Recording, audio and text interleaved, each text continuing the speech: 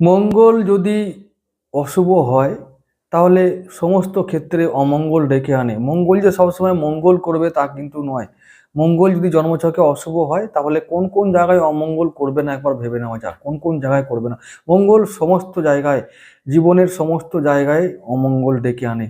যদি মঙ্গল অশুভ হয় বা পীড়িত হয় বা রাহুর দ্বারা দৃষ্ট হয় তাহলে দাম্পত্য কলহ থেকে শুরু করে জমি জায়গা পরিবার, ভাতৃবিবাদ, আইনি বিবাদ, শরীর স্বাস্থ্যে অবনতি, এর সমস্ত কিছুতে অবনতি ঘটে এবং অমঙ্গল ডেকে আনে। তো বিবাহ বিচ্ছেদ থেকে শুরু করে সমস্ত কিছুতে অমঙ্গল ডেকে আনে। তো এরকম একটি মঙ্গলকে, এই অশুভ মঙ্গলকে শুভ করবার এবং অশুভত্বকে কম করবার কয়েকটি টিপস আছে দিচ্ছি, সেগুলো তোমরা অবশ্যই করবে।